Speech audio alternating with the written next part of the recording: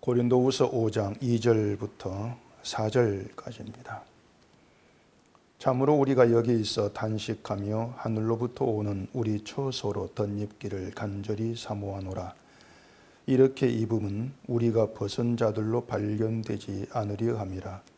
참으로 이 장막에 있는 우리가 짐진 것 같이 단식하는 것은 벗고자 함이 아니요 오히려 덧입고자 함이니 죽을 것이 생명의 삼킨 바 되게 하려 함이라. 아멘. 기도하겠습니다. 저희를 부르셔서 예수 그리스도 안에 있게 하신 하나님의 은총으로 신자라 부름받고 있는 것이 저희들입니다. 예수 안에서 신자됨이 어떠한 것인지 오늘 말씀을 통해서 확인하게 하시고 우리의 것이 아니라 하늘로부터 주어진 그것으로 감사하며 자랑하는 그런 길로 나아가는 저희가 되게 해 주시옵소서. 예수님 이름으로 기도합니다. 아멘. 사슴을 쫓는 사람은 산을 보지 못한다, 이런 말이 있습니다. 사슴에게 주목하고 또 사슴을 잡는 것을 목적으로 하게 되면 산에 들어왔다 할지라도 산의 아름다움, 산 전체를 보지를 못하게 된다, 그런 의미가 되죠. 결국 사슴을 쫓는 사람에게는 기쁨과 만족이 되는 것은 당연히 사슴을 손에 넣는 겁니다. 그래서 사슴을 잡지 못하면 아무리 산이 아름답다 할지라도 산으로 인한 기쁨은 알지를 못하게 되는 거죠. 다만 내가 사슴을 못 잡았다, 그 사실이 한탄으로 남는 아마 그런 것만 있게 될 겁니다.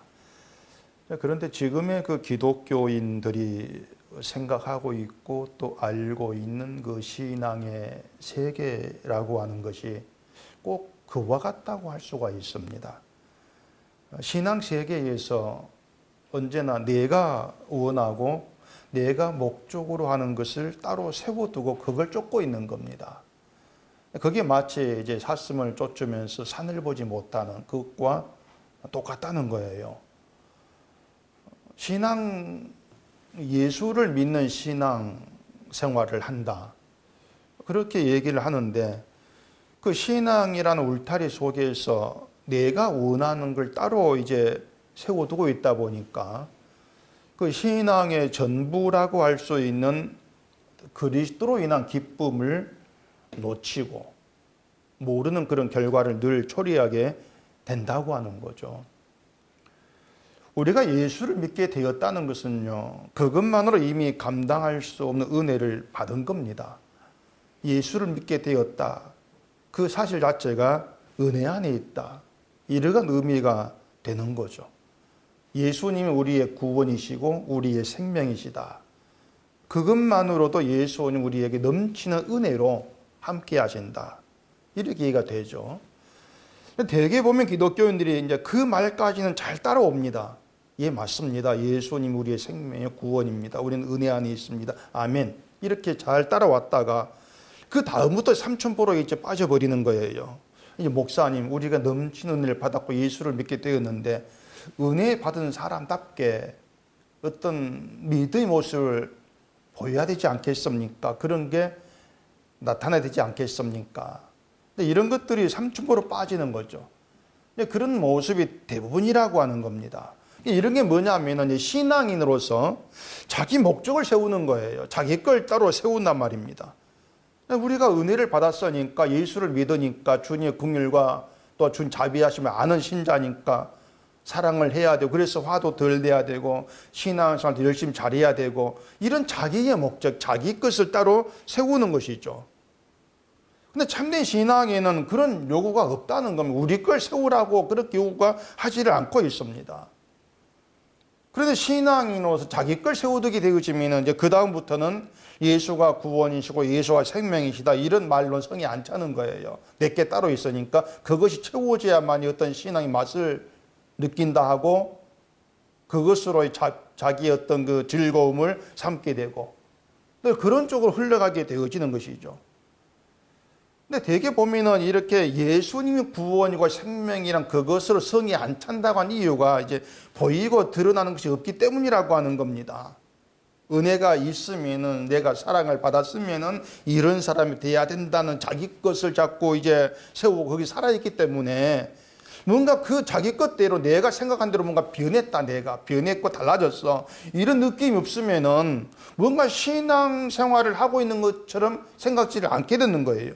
예수만으로는 성이 안 차는 늘 그런 모습만 보이게 되어진다고 하는 겁니다. 그런 것들이 결국은 사슴을 쫓다 보니까는 산을 보지 못한 그런 말의 의미와 같아 버리는 거예요. 예를 들어 우리가 어떤 금강산 이제 구경을 갔다 와 가십시다. 금강산을 보러 갔으면 산을 보러 간 것이 있죠. 그런 산의 아름다움을 보면서 야, 좋다, 아름답다 감탄하면 되는 거예요. 근데 사람들이 이제 거기에 감고 뭔가를 이제 가져오고 싶어 하죠. 내가 금강산 갔다 왔다 어떤 기념품이라고 하는 것을 손에 갖고 싶어 하는 거예요. 돌멩이도 갖고 오기도 하고, 또 어떤 금강산 나무잎을 뜯어오기도 하고, 어떤 사람은 금강산 물을 또 병에 담아오기도, 그런 것도 있습니다. 문제가 뭐냐면은 그런 것들이 무슨 의미가 있냐고 하는 것이죠.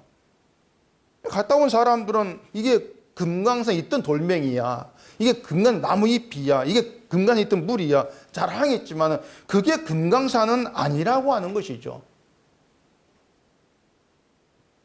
그러니까 금강산에 있는 나무와 꽃과 바위와 여러 그 모습들이 어울려 가지고 그게 아름다움이고 그게 감탄이 되어지는 것이지, 돌멩이야, 나무이다나 그런 걸 가지고 금강산 이렇게 얘기하지를 않고 있다는 것입니다. 제가 지금 무슨 말하는지 이해한지 모르겠는데, 이 신앙생활이라고 하는 것은 그냥 예수 안에 사는 거예요. 그냥 예수 안에서. 그 예수 안에서 산다는 것은 결국 예수 그리스도가 감사가 되는 것이고, 예수 그리스도가 위로가 되는 것이고, 기쁨이 되는 걸 얘기하는 것입니다. 돌멩이 짚고 내가 예수 안에 있어 이렇게 확인할 필요가 없다고 하는 거예요. 예수가 이유고, 예수가 목적, 예수가 의미가 되어버리는 거.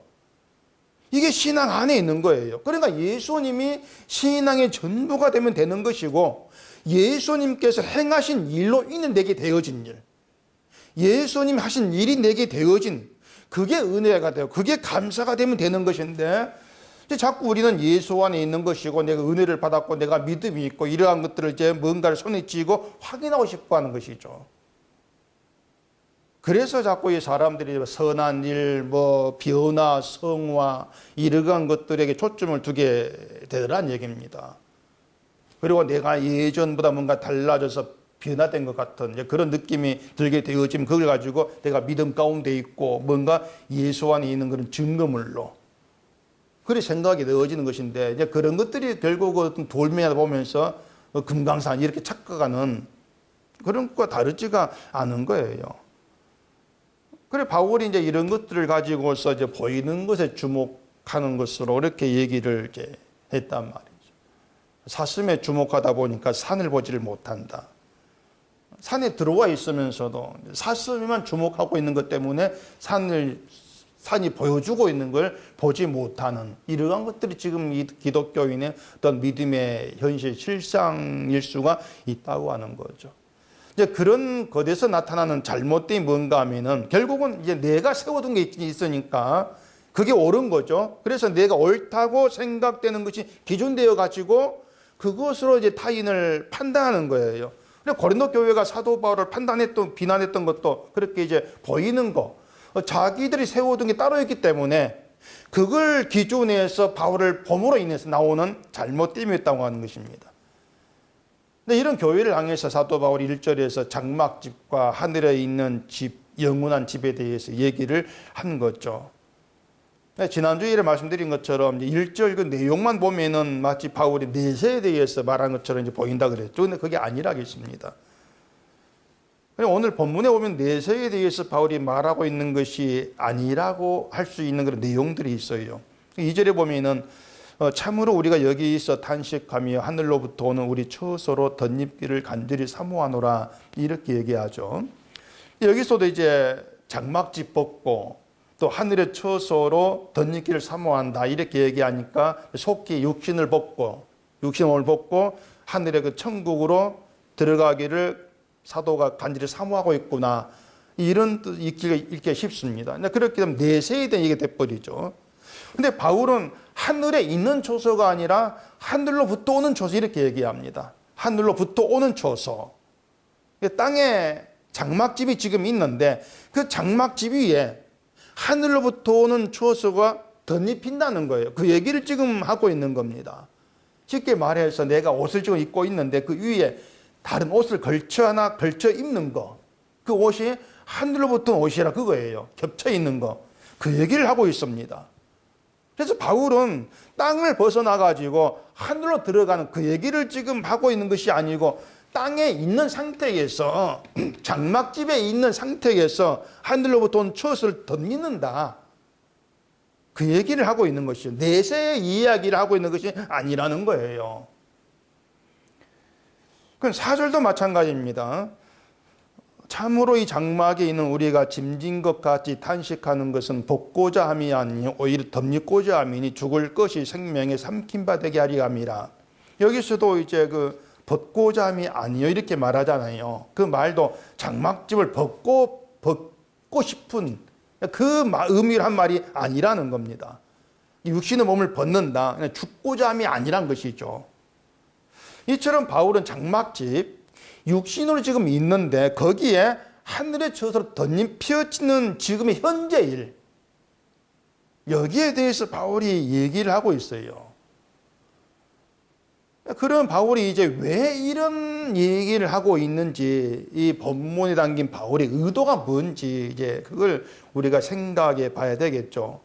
이 바울의 의도를 알게 되어지면은 오늘 본문에서 우리는 이 참된 신앙의 세계에 머물러 산다는 것이 뭔가를 우리가 알게 되어집니다. 이런 배움이 우리에게 이제 있어야 되는 것이죠. 이 교회가 바울을 비난하게 되었던 것은 얘기한 대로 사도라면 이래야 된다, 이랬으면 좋겠다는 자기의 바람, 교회로서의 자기 기준이 있었기 때문이라고 했습니다. 사도에 대한 기준이, 시각이 이제 따로 있는 거예요. 근데 거기에 미치지를 못하니까 사도가, 당신 사도 맞죠?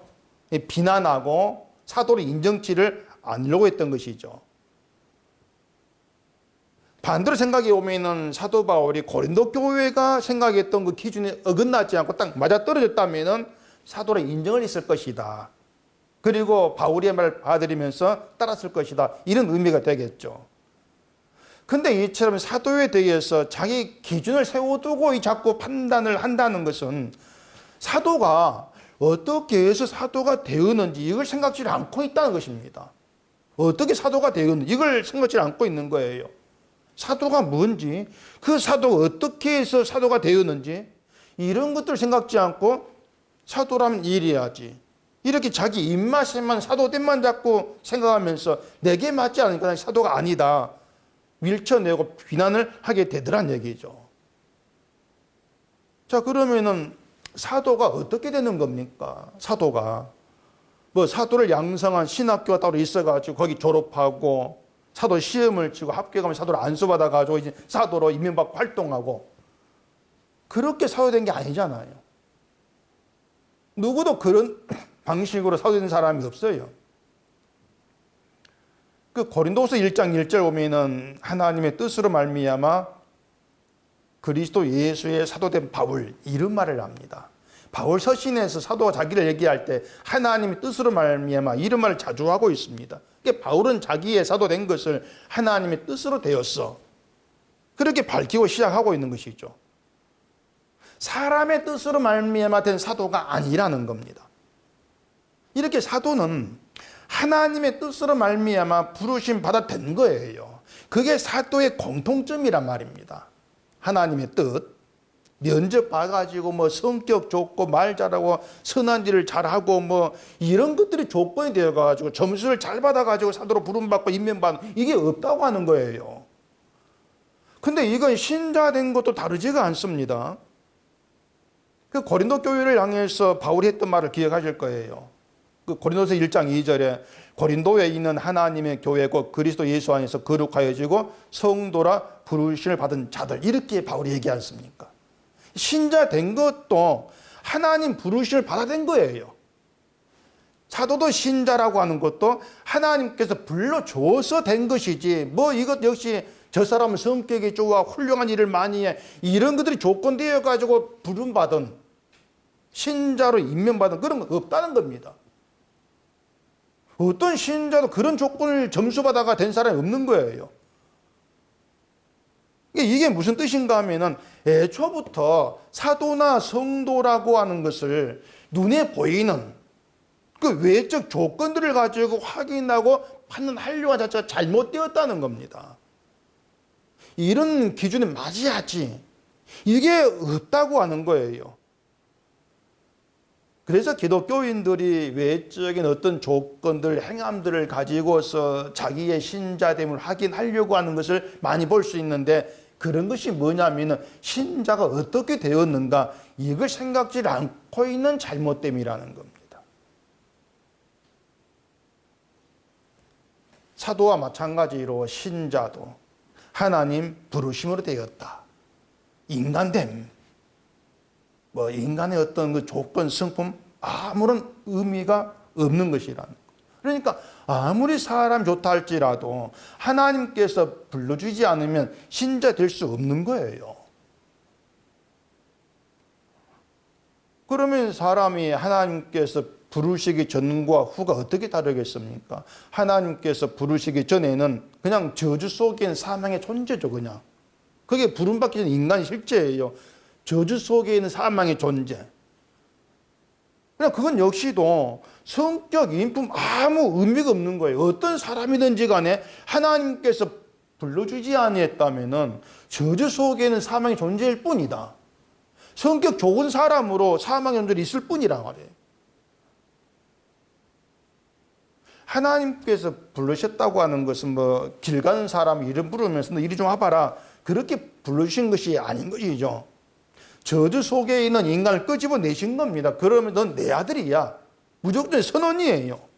그게 부르심이에요. 그래서 신자가 하나님의 부르심이 아니었다면 그냥 저주 속에 있는 사망의 존재일 뿐이다. 이걸 우리가 안다면 적어도 자기 기준을 만들어 가지고 이런 게 있어야 신자지, 그런 건 하지 않을 게 아니냐고 하는 겁니다. 부르심이란 내 말 안다면은 내 기준을 세울 수가 없다고 하는 것이죠. 그래서 우리가 이런 점들을 분명히 알고 있어야 하는 거예요. 신자가 어떻게 되었습니까? 하나님께서 불러줘 되었습니다. 이렇게 말은 하면서 결국 또 자기 기준을 세운다면은 하나님 부르심 속에 있지를 않고 있는 것이죠. 그래서 우리가 하나님이 부르심으로 신자 된 것, 이걸 믿는다면 결국 신자됨이라고 하는 것을 우리가 믿음 가운데 있고 예수 안에 있고 이러한 모든 것들을 내게서 드러나고 있는 어떤 열심이나 나의 행함이나 나의 인간됨, 이걸 내세워가지고 확인하려고 할 수는 없는 겁니다. 애당초 그런 것들을 다 무시하고 불러내신 것이 하나님의 뜻이었던 것이고, 그게 신자됨이기 때문에 그런 것이에요. 결국에 고린도 교회는요, 자기들의 신자된 것을 하나님의 부르심과 하나님 능력으로 되었다는 이런 시각에서 자기를 못 보는 것입니다. 그렇기 때문에 사도도 눈에 보이고 눈에 드러나는 인간 조건을 자꾸 판단하고 있는 것이죠. 신자된 걸 모르니까 다른 사람도, 사도도 그렇게 볼 수밖에 없는 거예요. 그래서 우리가 신자된 근거를 자꾸 나에게 두려고 하는 거, 이것이 장막집이 무너진다는 것을 보지 못하는, 알지 못하는, 거기에 해당이 되는 것이죠. 장막집 무너진다, 이걸 안다면은 결국은 어떤 신자됨의 근거, 기준을 나에게 둘 수가 없는 것이죠.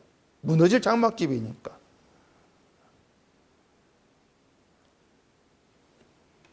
이런 것들이 이제 하나님이 지으신 영원한 집이 있다는 것을 알지 못한 어리석음에 해당이 되는 것입니다. 지금의 고린도 교회 꼭 그런 어리석음을 보여주고 있는 것과 같다고 하는 거죠. 요한복음 1장을 한번 보십시다. 요한복음 1장 9절입니다. 참빛 곧 세상에 와서 각 사람에게 비추는 빛이 있었나니 그가 세상에 계셨으며 세상은 그로 말미암아 지은 바 되었으되 세상이 그를 알지 못하였고 자기 땅에 오매 자기 백성이 영접하지 아니하였으나 영접하는 자 곧 그 이름을 믿는 자들에게는 하나님의 자녀가 되는 권세를 주셨으니 이는 혈통으로나 육정으로나 사람의 뜻으로 나지 아니하고 오직 하나님께로부터 난 자들이니라.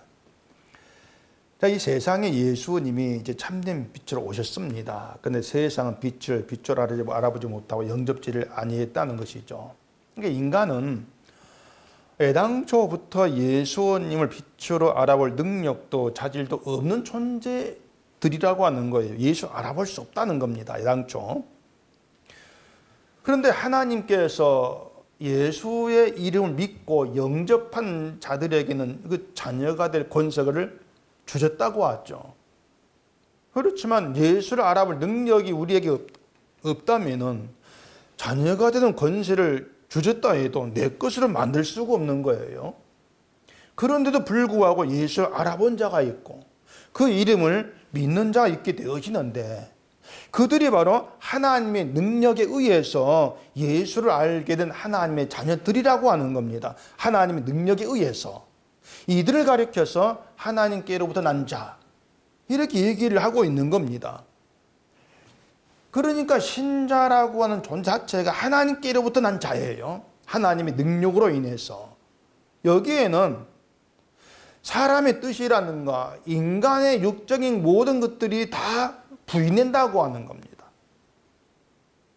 그러니까 하나님께로부터 난 하나님의 자녀들의 공통된 특징이 뭔가 하면은 나의 나 된 것, 내가 예수의 일을 믿게 되고 알게 되고 십자가에 흘리신 예수의 피의 공로를 내가 믿게 되어진 것, 이 모든 건 하나님 능력입니다. 이 고백 속에 통일돼 버리는 거예요.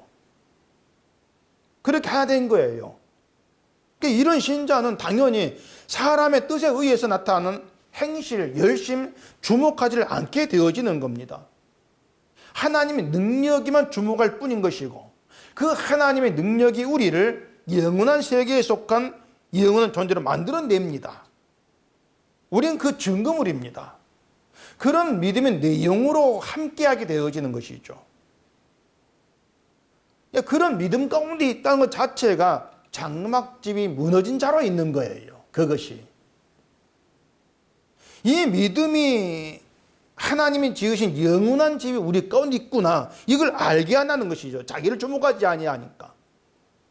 내가 지은 그 집이 아니고 하나님이 지은 집이 있어. 영원한 집이야. 하나님의 수고로 희생으로 되어진 집이야.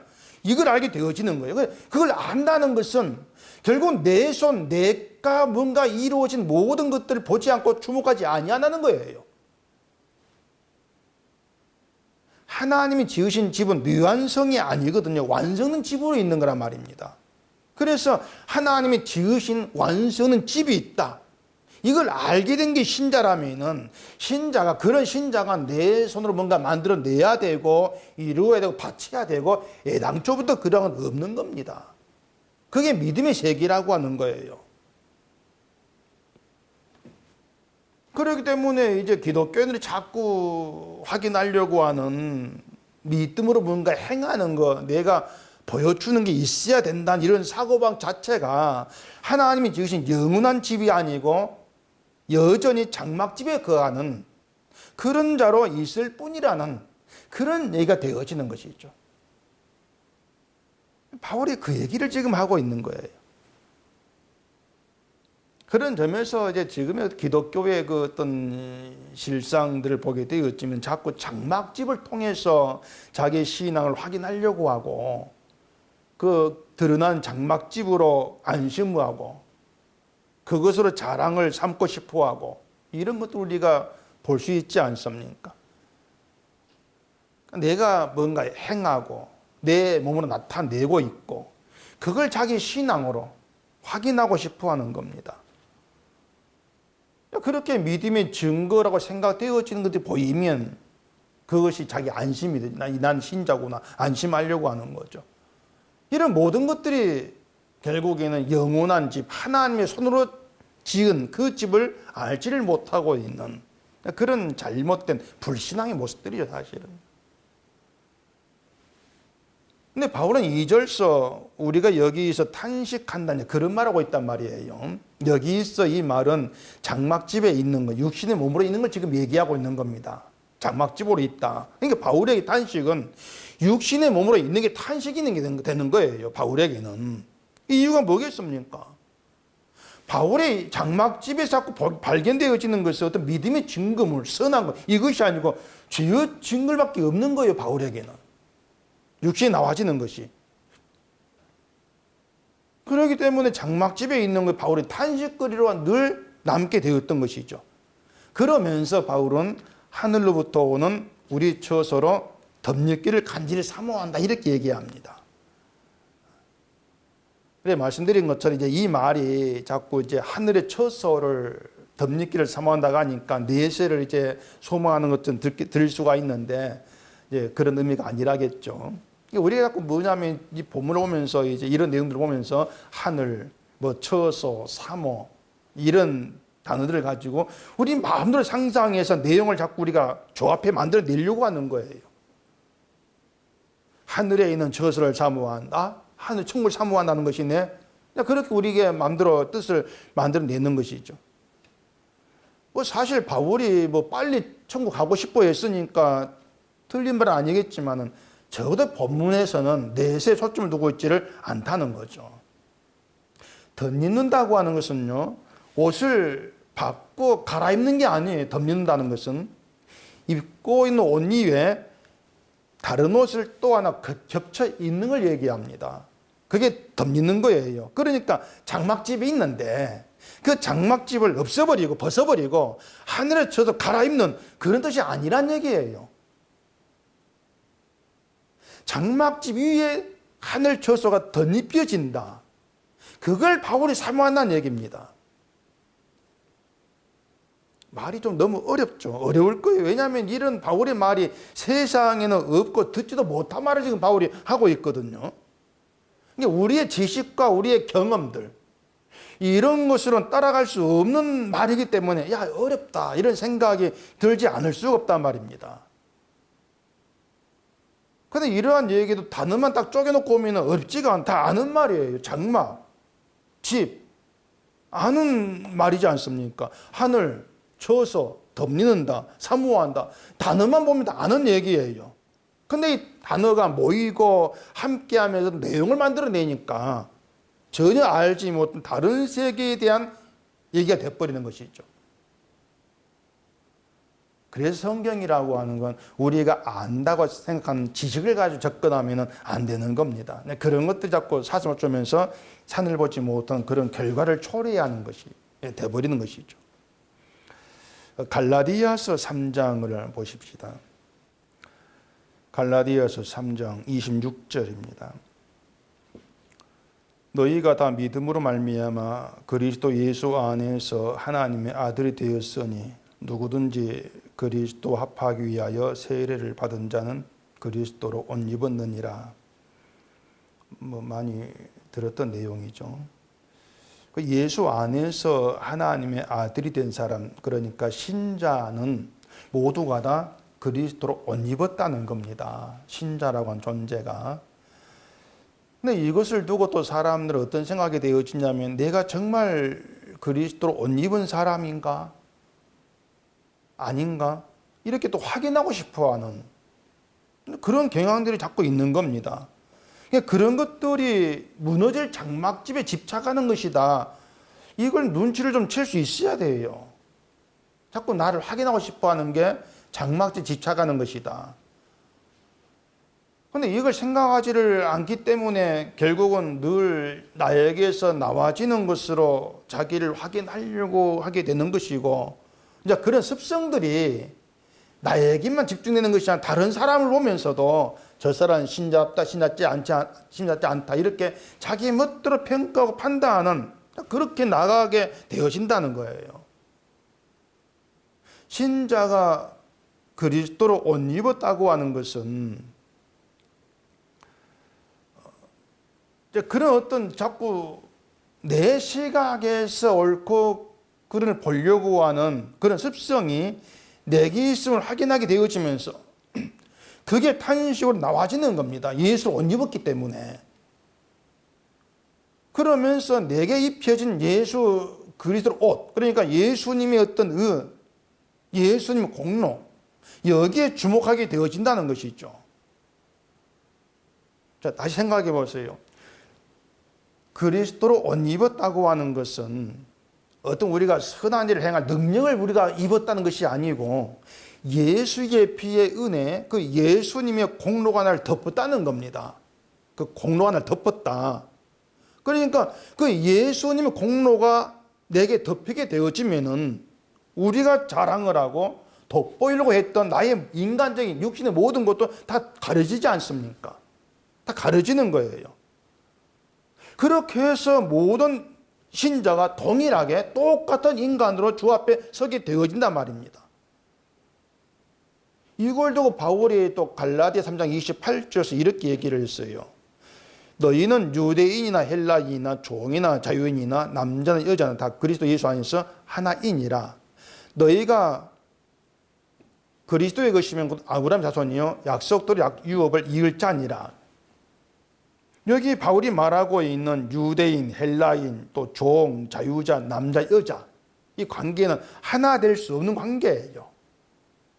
인간 조건을 보면은 유대인, 헬라인 절대 하나 못 되죠. 원수지간이죠. 종, 자유자 하나 될 수 없는 거예요. 한쪽은 강자고 한쪽은 약자입니다. 고대에서 남자애도 마찬가지고. 근데 만약 이들이 예수를 믿고 같은 교회에 다닌다고 합시다.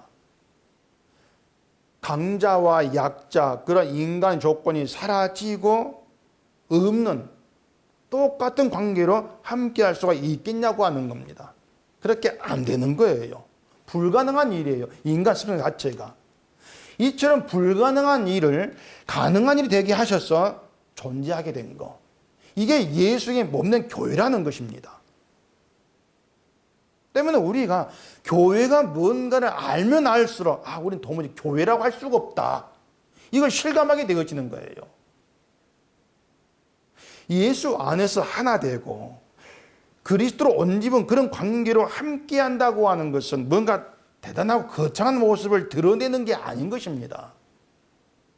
사람들이 아름다운 산에 들어와서 산의 아름다움에 취하고 야 좋네 감탄사가 나오는 것으로 하나 되는 것처럼 예수님의 그 은혜, 예수님의 공로를 우리가 알게 되고 그걸 주목하게 되어지면서 그게 감사가 되는, 그게 하나됨이고 이게 신자 관계 교회라고 하는 겁니다.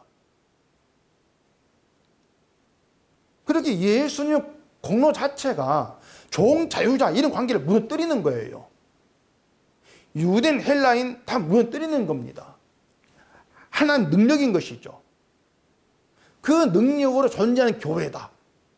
이렇게 했을 때 결국은 성경이 말한 교회됨은 우리가 교회라고 말한 이 땅의 모든 교회를 부인하고 있는 그런 현실이 되어버리는 것이죠. 바울은 이런 교회들을 바라보면서 하늘로부터 주어서 덧입기를 간절히 사모한다 이런 말을 하고 있는 겁니다. 그렇게 바울이 하늘로부터 주어서를 간절히 사모한 이유가 있어요.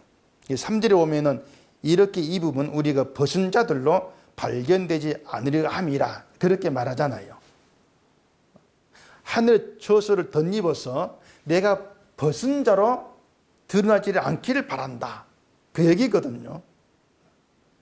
무슨 말인가 하면은 우리 육신에서 나와지는 것들은 다 사라질 것들이란 말입니다. 그런데 예수의 공로는 영원하다는 것이에요. 그래서 그리스도로 옷 입는다면은 장막지에 무너지고 하나님 앞에 서게 됐을 때에 벌거벗은 몸으로 서게 되지를 아니한다는 것이죠. 예수로 옷 입었으니까.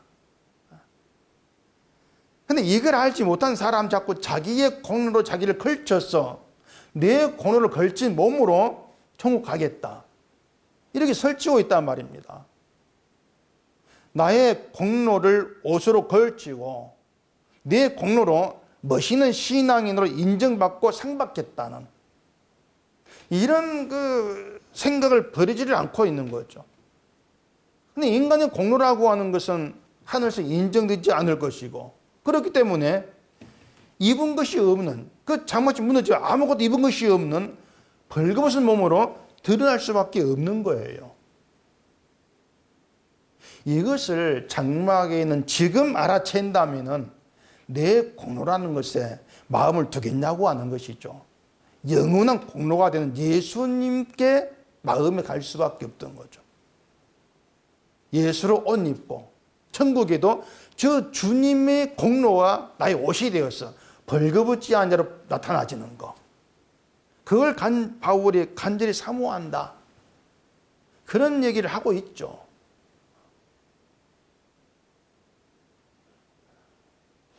창세기 3장을 한번 보십시다. 창세기 3장 9절입니다. 여호와 하나님이 아담을 부르시며 그에게 이르시되 네가 어디 있느냐?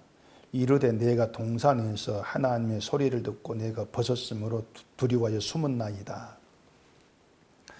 자, 아담과 하와가 그 선악과를 먹고 가장 먼저 인식하게 된 것이 우리가 벗었다, 그것이었거든요. 벗었다. 그걸 두고 눈이 밝아졌다, 이렇게 성경에서 얘기를 했단 말입니다. 근데 조금 이상하다 싶은 게 뭐냐면은 벗은 것이 왜 두려움이 되냐 말이에요. 벗은 것이 그게 왜 두려움이 될까? 벗었다 그럼 우리는 부끄러움을 생각합니다. 벗은 건 부끄러움을 의미하는 것이죠. 근데 벗은 게 두려움이 되는 경우가 있어요. 하여튼 예를 들어오면은 이제 술에 취해가지고 옷을 다 막 벗고 던져서 길에 쓰러져서 자다 깨었는데 사람들이 그런 나를 막 폰으로 찍고 있단 말이에요. 그때는 부끄러움이 아니라 두려움이 돼요. 왜 그런가 하면은 야, 이 벌거벗은 내몸 찍혀가지고 인터넷 올라갈까? 올라가면은 이제 나를 어떻게 볼까? 나는 뭐 제대로 못 산다, 이런 생각이 있다 보면은 두려움이 되죠, 그것이. 그러니까 이 아담과 하와도 하나님 부르는 소리를 듣고 숨었단 말입니다. 숨었는데 내가 벗었으므로 두려워 숨었다, 이렇게 말한단 말이에요. 왜 그런가 하면은 아담과 하와가 생각하기를 하나님은 우리가 벗은 몸으로 있는 것을 싫어할 거야, 제멋대로 판단한 것이죠.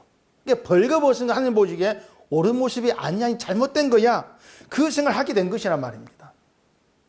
그러니까 선과 악을 자기 기준으로 멋대로 이제 나눠버린 것이죠. 하나님께서 선과 악을 어떻게 보는 이것이 아니고 내가 볼 때 이건 선, 이건 악한 것이야. 벌거벗은 거, 이건 하나님께 싫어한다. 그러니까 내게 옳지 않은 건 하나님도 옳지 않을 것으로 본다, 이런 생각이 있게 되어진단 말입니다. 그러니까 지금의 교회가 이런 인간성을 소위 그 신앙이라는 걸 통해서 그대로 지금 보여주고 있는 거예요. 어떻게 보이는가 하면은 하나님 앞에서 아무것도 걸치지 않은 벌거벗은 자가 되는 것을 두려워하는 거예요. 그래서 가리려고 하죠. 어떻게? 열심히 신앙생활하고 좋은 일하고 봉사하고 내 손으로 뭔가 만들어가지고 가리려고 하는 겁니다. 그게 멋있는 옷인다 착각하고 있는 거예요. 그게 내 의로 나의 실천으로 옷 입고 그렇게 해서 부끄럽지 않은 자로 하나님 앞에 서고 싶다, 이런 바람이 있는 거죠. 그렇게 섰으면 하나님은 야, 멋있는 어떤 나의 온데 공로를 보시고 상으로 보상하신다, 이런 믿음의 세계를 몽땅 다 구축하고 갖고 있단 말입니다. 참 답답한 노릇이 아닐 수가 없는 거예요. 그러니까 지금 기독교인들이 하고 있는 그 신앙 생활이라고 하는 것들이 아담과 하와가 무화과 나무 잎으로 치마를 만들어 입는 것과 똑같은 겁니다. 자기를 가리려고 하는 것 같은 거예요.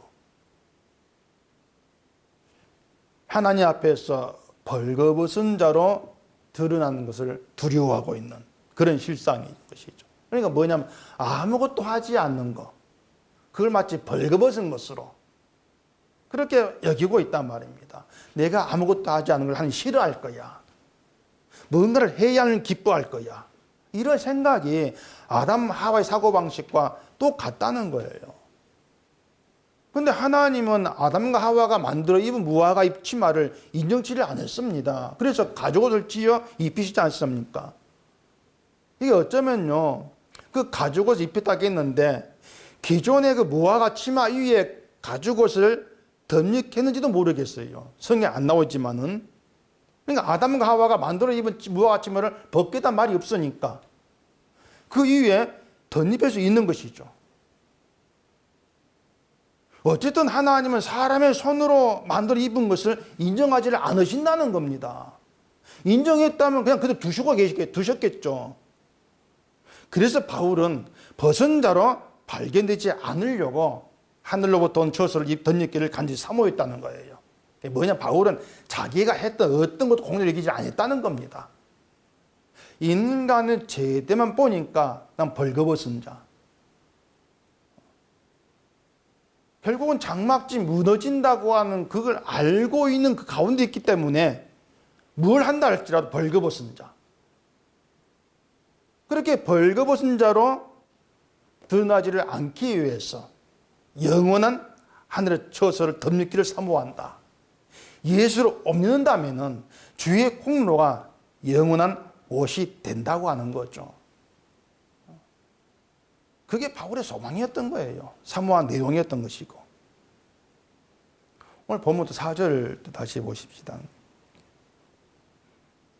참으로 이 장막에 있는 우리가 짐진 것 같이 단식하는 것은 벗고자 함이 아니 오히려 덧입고자 함이니 죽을 것이 생명에 삼킨 바 되게 하려 함이라.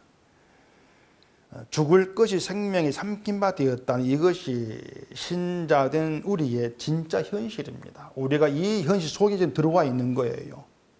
죽을 것이 생명에 삼킨 바 되었다면요, 이것이 무슨 말이냐면 죽음의 권세가 전혀 힘을 쓰지를 못한다는 겁니다. 생명이 삼킨 바 되었으니까 죽음의 권세가 힘을 쓰지를 못하고 있는 것이죠. 그렇기 때문에 내가 이래가지고 천국 갈 수 있을까, 이런 불안과 염려라고 하는 것은 여전히 사탄에게 놀아나고 있는 거예요. 그것이 죽음의 생명이 삼킨 바 되었는데 그게 예수 안에 있는 것인데 내가 이래가지고 천국 갈까, 이런 불안과 염려라고 하는 것이 결국 인간의 어떤 죄의 모습밖에 안 되는 것이고 장막집에 주목하고 있는 그런 꼴밖에 안 된다는 겁니다. 그게 사탄의 유혹이라는 거죠. 장막집을 주목하게 하는 거. 그렇게 사탄에게 놀아나고 있는 거예요. 인간 실상이라고 하는 것이. 그리스도로 옷 입었다면은 그리스도에게만 주목하면 돼요. 예수의 공로가 나를 덮었다. 우리는 그것만 생각하면 되는 거예요. 우리 육신에서 드러나는 죄의 모습들, 내가 그러면 안 되는데, 나를 불안케 하는 그 모든 것들을 예수의 피의 공로, 은혜가 다 덮었다는 것입니다. 네 몸 가지고 마음대로 살아, 그 뜻이 아닌 거예요. 예수의 공로로 덮여진 장막에서 드러나는 그 죄의 모습들을 보면서 탄식이 되고, 그 탄식으로 인해서 주의 공로가, 피의 은혜가 얼마나 우리에게 복된 것이고 은혜가 되는 것인지, 거기에도 주목하게 되는 거, 그게 신자됨이라고 하는 겁니다. 장막은 무너질 수밖에 없는 것인데 그런 우리 몸이 그리스도로 덧입혔고 예수께 삼킨 바 되었다. 그래서 신자라고 하는 것은 죄의 권세가 아니고 의의 권세에 붙들려서 영원한 영광을 누리는 이것이 예수 그리스도의 세계다. 이걸 우리가 깊이 생각하면서 그 예수 그리스도가 언제나 우리의 감사와 감탄으로 되어 나와지는 것, 그게 신앙생활입니다. 그래서 산에 들어와서 산을 보라 그 말이죠. 산이 아름답구나. 보면 되는 거지. 눈에 튀어나오는 사슬을 보고 꽃을 보고 그 하나하나에 보게 되어 거기에 붙들리게 되어지면 산이 안 보인다. 그런 잘못됨과 그런 허망함에 늘 흘러가기 쉬운 게 인간 습성이니까 우리가 말씀으로 믿음의 세계가 무엇인가를 확인해 가면서 예수 안에 있는 것이 어떤 것인가, 우리가 신자로 부름받았고 예수 안에 들어가게 된 존재가 되었다는 것들이 어떤 것인가를 확인해 가면서 정말 신자 되면서 복됨을 찾아야 돼요. 우리가 어떤 처지 있든지 간에 하나님 부르심으로 신자 되었습니다. 예수로 옷 입은 자로 주의 능력 아래에 있다는 그것을 감사가 되고 감탄이 되어지는 그런 신자됨들 사모하셔야 돼요. 그런 가운데에서 우리 장막집보다도 주를 주목하는 늘 그런 신자됨으로 나와지게 될 것입니다. 기도하겠습니다. 우리 아버지 하나님, 오늘도 말씀을 보면서 인간의 연약한 것들, 늘 허무한 것을 쫓고 있는 우리의 실상들을 보게 되어집니다.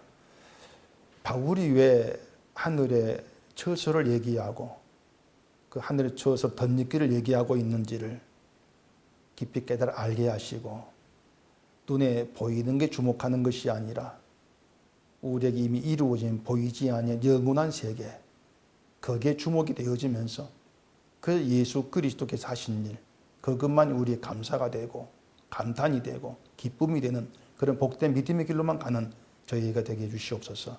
예수님 이름으로 기도합니다. 아멘.